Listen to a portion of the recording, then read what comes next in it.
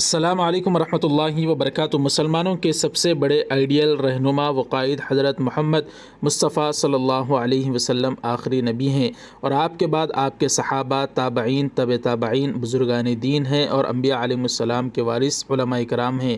لیکن پتہ نہیں امت کے نوجوانوں کو کیا ہوا کہ وہ اپنا آئیڈیل و رہنما ایسے دھیڑوں اور چمباروں اور ہیروؤں کو مانتے ہیں کہ مسلمانوں کے گھروں کو توڑا بھی جا رہا ہے۔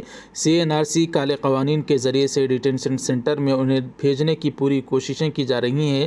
اس کے باوجود مسلمان نوجوان جن کو اپنا رہبر مان رہے ہیں، جن دھیڑوں اور چمباروں کو، وہ لوگ ان مسلمانوں کے حق میں ذرا برابر بھی آواز اٹھانے تک کے لیے تیار نہیں ہیں، لیکن ان کی نقل کرتے ہوئے مسلمان اب جیلوں کی زندگی بھی کاٹ رہے ہیں۔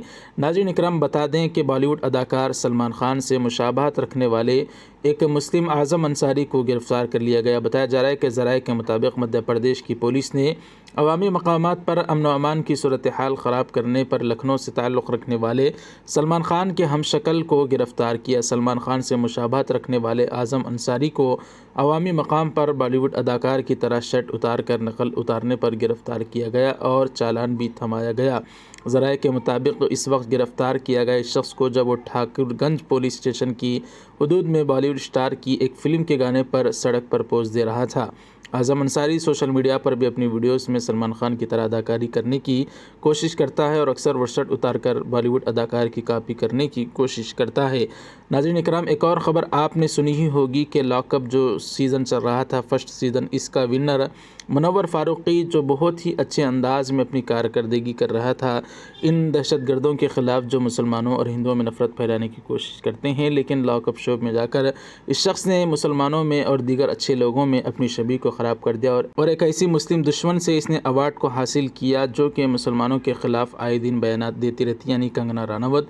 اب مسلمان علماء میں اس کے منور فاروقی کو لے کر برہمی پائی جا رہی ہے اور اس کو کہا جا رہا ہے کہ کیوں اس طرح سے یہ شو میں گیا ہے۔ بہرحال دوستوں، مسلمانوں کے رہبر اور قائدین ہمیشہ سے نیک لوگ، صلحاء ہی ہیں، اور سب سے بڑے قائد تو محمد صلی اللہ علیہ وسلم ہیں۔ جب ہم ان کا دامن کو چھوڑیں گے اور دین سے دور ہٹیں گے تو اسی طرح ذلیل ہوں گے دنیا والوں کی نظر میں بھی، جس طرح سے شخص سلمان خان کی نقل کر کے جیل گیا ہے۔ اللہ تعالی ہمارے نوجوانوں کو حفاظت فرمائے اور ان کو صحیح سمجھ نصیب فرمائے اور ہم سب کی اللہ حفاظت فرمائے۔